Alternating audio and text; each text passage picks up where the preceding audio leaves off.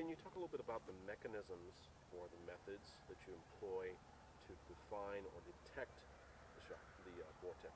Okay. You mentioned dowsing. Yes, dowsing is definitely one.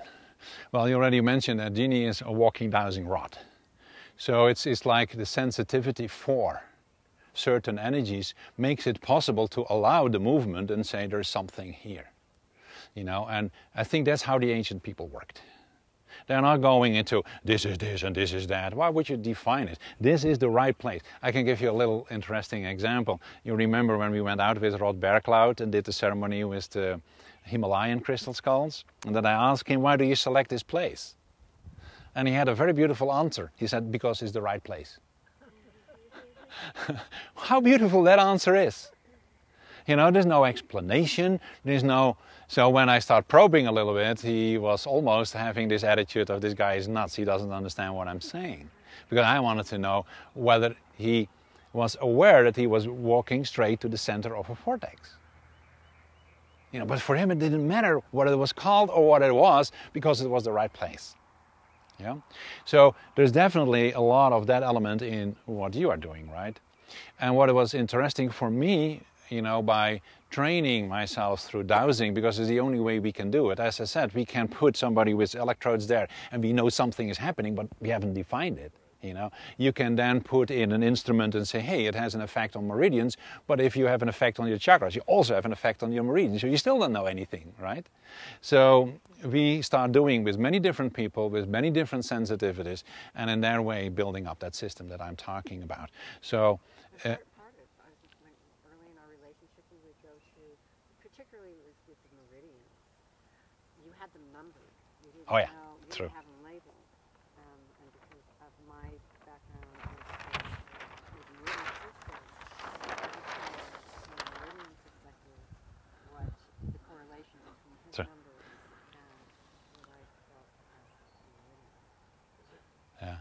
So initially, I had no clue, you know. So everything, what I did is learning to dowse how wide the line was, whether there were sublines in the line, whether the line was mainly above the surface or mainly below the surface, whether they were moving in a more or less a straight line or whether they were moving up and down. So we had a number of characteristics that we start using. So you begin then to understand more and more of the system and the different qualities of that system, but we still don't have names and what they do, you know. So there is where we need sensitive people, and I'm sure that when we put you there, you begin to give information or whatever, you know. It doesn't matter who you put there. And what you do is you take all the information, scan it through and see whether there is a consistency in it, which then is part of the model that you use. And as I mentioned already, what I shared with you is a model. And this is where we are now. I'm not saying this is all that there is. But what we do know is that when you apply that by looking at what the ancient people doing, it always fits. You know, that's the nice thing. And to give one more example, this is a very nice example. When we were in Taiwan, we were, without knowing, we were tested. And you know, in Taiwan they do, and in China they do Feng Shui. And Feng Shui is a totally different system. It has seemingly no relationship with what we are doing here. Seemingly none. No terminology, no this, no that. And they work with dragon lines and they have certain PowerPoints that they believe in. So what was happening at a certain moment, that there was finally the ones that organized our coming and the lectures and the workshops that we did were organizing make it possible that there was a newspaper article. And that took off the interest in people there very, very much.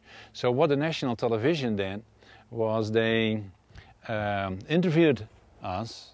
They interviewed one of our students and they brought in a Feng Shui specialist to check what these funny people from America were talking about energies. You know, what did they know about that, right? And the amazing thing was that the guy said, I don't know what they're talking about, but they're right about this spot. And then we had another very interesting incident that was even more interesting for me personally, because that was by a place that we were invited to check where to make certain construction. They wanted to build a 5-star resort. And so based on the system that I just have described to you, we went and looked around, and it's pretty funny because there comes first a level 3 director and level 2 director in increasing sized cars and camera people. It's really, really quite a thing. It's a real event there. And when we were done and summarized for him what we believed where he should build and where not, and where to do things to support the people that came to the resort and so on, that was all translated from English into the Chinese, and the guy was listening to it. And then we had because after that you have to have either dinner or lunch, and this was lunchtime, so we were sitting at this table, and this guy suddenly started talking to me in English, and he said, "You were right." And so my first reaction was, "Do you speak English?" And it turns out that he was living in San Francisco. He was originally from Taiwan, but he lived in San Francisco. And so I said, "How do you know that I'm right?" He said, "Well, I flew in the best specialist from Shanghai, and he's telling the same thing as you're telling." So the interesting thing for us was, you can have many people that you work with and they can confirm, but then to get a confirmation from a totally different system is giving not so much as a proof, but it gives a very strong validation that the way it's described may be different from other systems, but it comes to the same truth.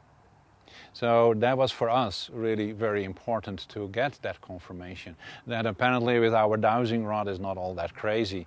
And there was a professor from the university who had a very special dowsing rod, and we were together in the newspaper, and it was really funny because the Chinese know dowsing already for thousands of years, but their feng shui system is totally different. It was a pretty interesting time, yeah. But it gives you a little bit extensive answer on a simple question. Yeah. I'm good at that. Any other question? Okay. Okay, guys, time for a little break.